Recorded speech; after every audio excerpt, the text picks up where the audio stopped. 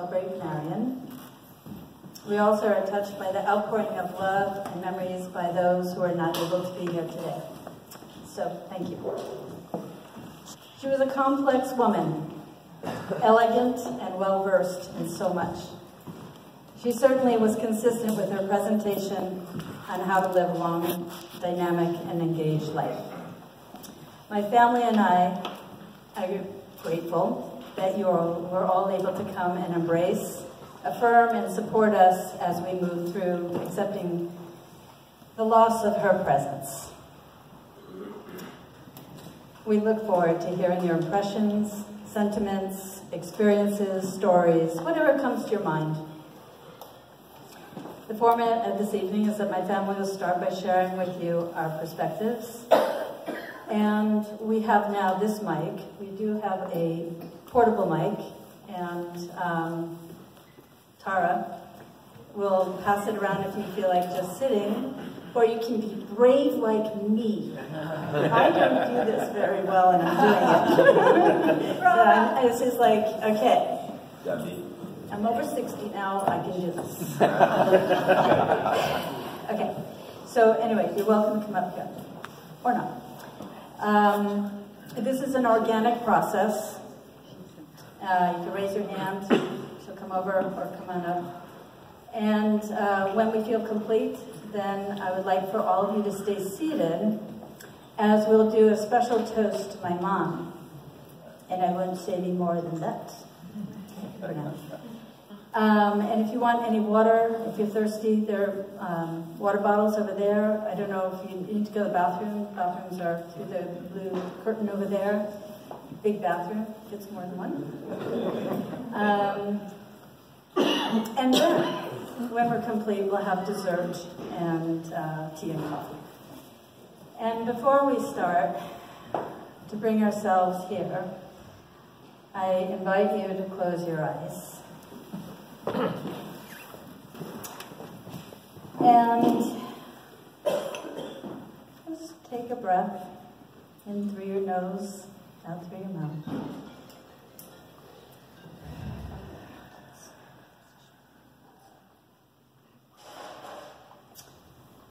And just begin to focus your attention on your breath.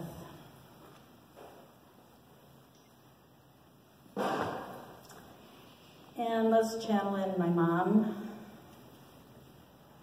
Bring her here in her spirit form. And just notice how your body is feeling.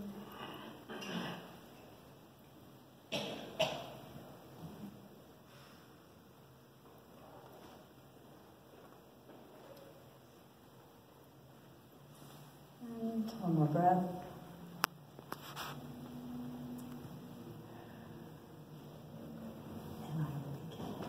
Gently open your eyes. Oh.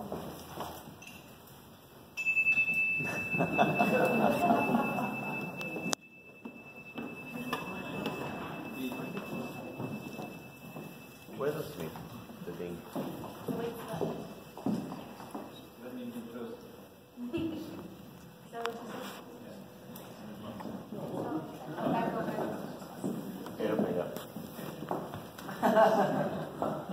Okay. So I'm going to share first Mom's recipe for life. My mother was elegant and engaging. Her days were filled with executive managing the household, conversing with her family, friends, artists, and clients, and going to the garden to pick roses, peonies, and lilies of the valleys.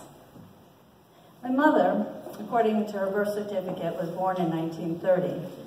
According to my mom, she was born in 1931. She was raised in an aristocratic Jewish family in Frankfurt, Germany. She lived in a 3-story apartment building near center of town. The household consisted of a maid, a butler, and a cook, as well as her nanny, Eva, and Anna, her governess. She remained friends with Anna until her death, I believe in 1995. This allegiance was just one example of how long-time relationships were vital to my mother. From my mother, I learned the values of loyalty. Her mother, Anna, a physician, was married to her father, Nathan, an industrialist. She adored her brothers, Manfred, Eric, and Fred, and her sister, Augusta. This close family love would be handed down through the generations. From my mother, I learned the value of family. By the time my mother was 8, she experienced 3 episodes of trauma. The loss of her father at 3, the flight from Hitler's Germany when she was 6, and her relocation with extended family to America when she was 8. With her arrival to America, her life was cushioned by the family. She was sent to private school, excelled, and graduated at 16. From there, she traveled back to Europe to attend the University of Lausanne. Before she left New York, she started correspondence by parcel post with a boy that her French cousin had connected her with. She looked forward to sending off her perfume letters to her dashing young Frenchman.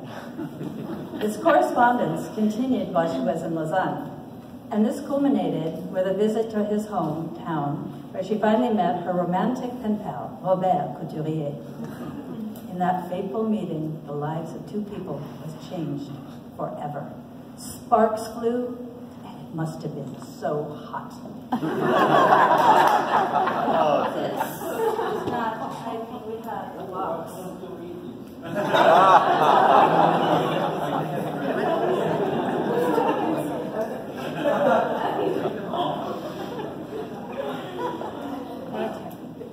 Proof of their love was seen a year later with the arrival of Daryl, Jen, Nathan Couturier.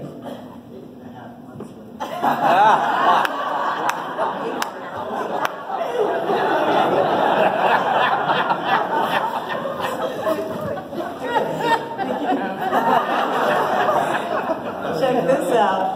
You were early. And 11 months later was Jerry, Julian Francis.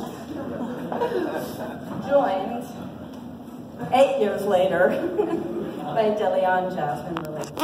And by sheer coincidence, we ended up with middle names that started with J. From my mother, I learned the value of love. In 1961, we all moved to Stamford, Connecticut. My mother, having studied art history, started a gallery and became an art dealer. My father pursued a career as an electronics engineer. My mother and father provided us with a happy, healthy, optimistic, culturally expansive, family-oriented, dynamic life. They gave us what I thought to be a normal American life. I was oblivious that my life was unique, that my mom and dad were immigrants, that my mom came from a life of money, that she had been raised as an Orthodox Jew, and that her rules of living were extensions of her heritage. Only later, when my friends and I compared notes about our upbringing, did I realize that I had been raised not as a typical American, but with European traditions, culture, and social rules. From my mother, I learned the value of art, culture, and tradition. What was my mom's recipe for life? Her main ingredients were devotion to nurturing the family system and cultivating meaningful friendships near and far. Her passion was the extended family. She devoted her life to staying connected with relatives around the world. She made sure that her 3 kids and 5 grandchildren joined in her quest to build relationships. And I'm forever grateful to her for this and hope that future generations value and maintain this tradition. How did she create these bonds? She thrived on talking for hours on the phone. You're laughing because you're one of them, right? Sending birthday cards, visiting with friends and family, and hosting dinners. And she thrived on traveling around the world. Her year-to-year appointment book was overfilled with commitments. From my mother, I learned the values of tribe and connection. She licensed herself to be free. I can hear her voice saying, "I miss so-and-so, and it's time for a visit," or would qualify her travels by saying, "I need a change of atmosphere." And off she would go, mostly alone, sometimes with my father, and occasionally with us kids. From my mother, I learned the value that traveling expands cultural awareness. I also learned that even though I felt sad, When she left, I learned to be comfortable with aloneness. You have to understand, I'm 8 years younger than my brothers. Who was home? Nobody. Just about. I mean, I was 9 or 10. Well, you were gone at 16, and you were gone. You were gone. Having fun. My mom had a passion of maintaining friendships. She cheerfully entertained, interacted, associated, networked, and affiliated with so many people. She was compelled to share with me that what she learned about anybody that she found compelled to share with me what she found interesting. She seemed most impressed by successful, educated, intellectual, and creative people. I got to hear many wonderful stories, histories, and tragedies. My mother's career as an art dealer gave me an appreciation for creative people in the arts. From her first gallery exhibition, my mother brought together artists, clients, and provided them with wonderful food and drink. She was to expand this formula into her home in many dinner parties. My mom's dinner parties were fantastic. I remember one dinner party when I was 10, Mary Kay and I took our tape recorder and hid underneath the piano and pretended to be spies, and the adults just ignored us. It was great. With so much practice in creating these elegant dinner parties, she became a fantastic gourmet cook. She was truly in her element. It always amazed me that she could serve her guests with a relaxed smile as if it were nothing. From my mother, I learned the values of character and storytelling. After she closed the gallery in the 80s, she continued to cook. Our Mimi left us her legacy of creating a comforting ambiance for family and friends through wonderful foods and conversation. From my mother, I learned the values of food to bring people together, and time as a love language. In the 70s came a renewed focus on her body. Regularly, she exercised, ate low-fat diets, maintained a slim body in shape, moisturized her face, and dressed in classic, streamlined clothing. She told me that when you are born, you are given one house. Your body is your temple. Take care of it. She swam, walked, and did yoga. She skied, skated, and danced. I remember when she became a student of the healing arts. She learned shiatsu, acupressure, yoga, and meditation. We were her happy guinea pigs. An advocate for healthy practices, she rarely used prescription medications. And she taught us that it was best to eat in moderation and became a vegetarian. She was a fanatic in keeping her skin smooth and moisturized. I remember seeing empty tubes of Lancome, Lutrix, Clinique, Chanel creams on the bathroom counter, and she endlessly sought after the perfect elixir for her skin. Whatever she did, it worked. At 88 years old, she maintained an exquisitely toned body, a size 2,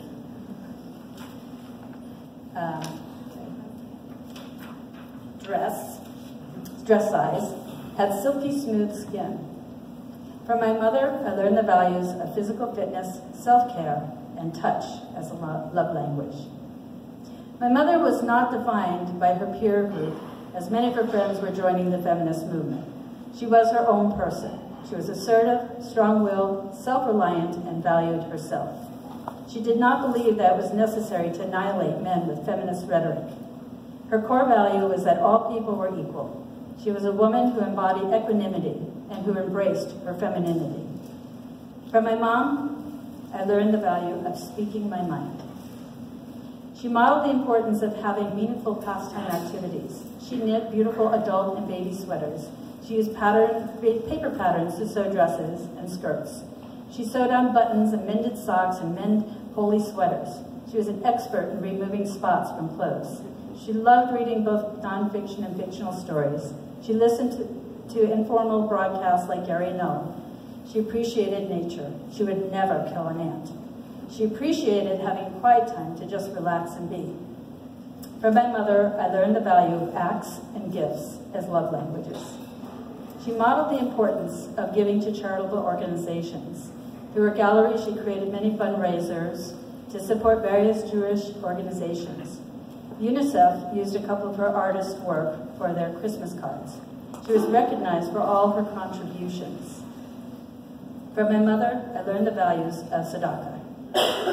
She modeled the importance of leading a life as a Jew without needing to conduct weekly Jewish rituals.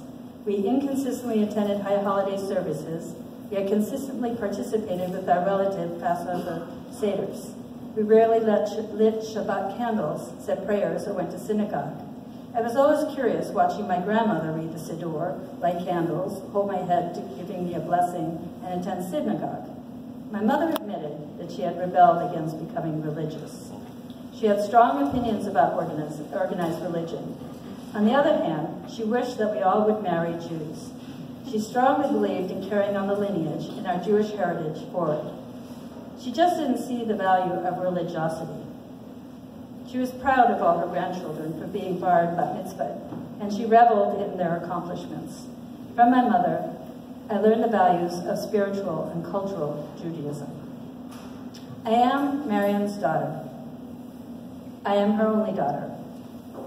I love my mother because she was an elegant, stable force, strong-willed, energetic, dedicated, well-traveled, sophisticated, educated, and culturally attuned.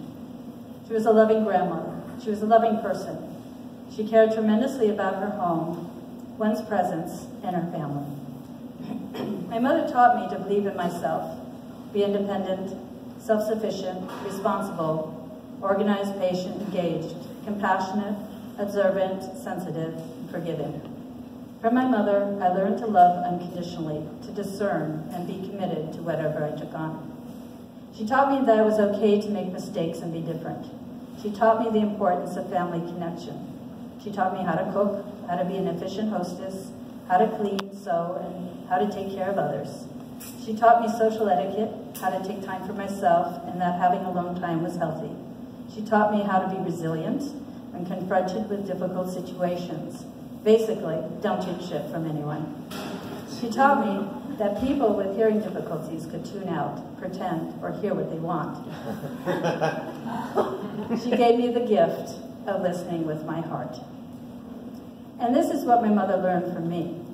My mother learned that I was different than she.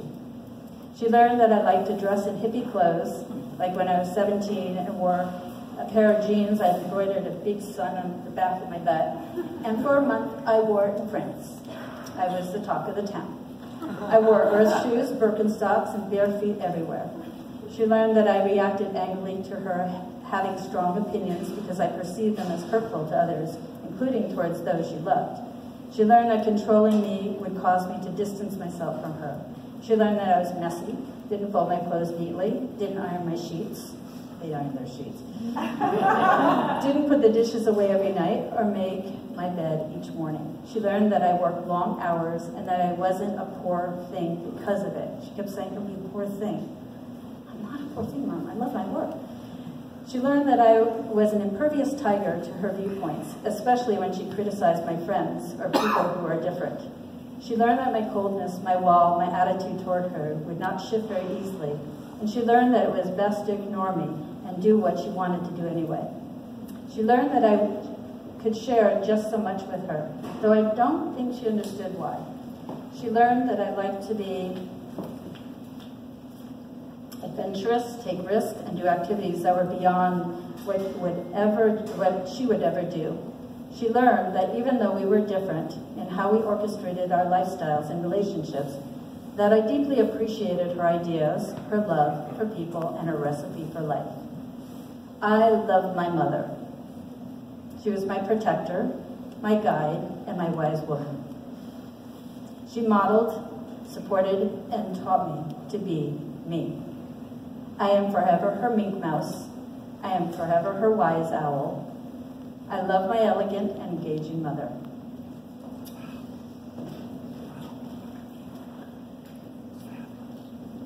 I love you forever in my heart.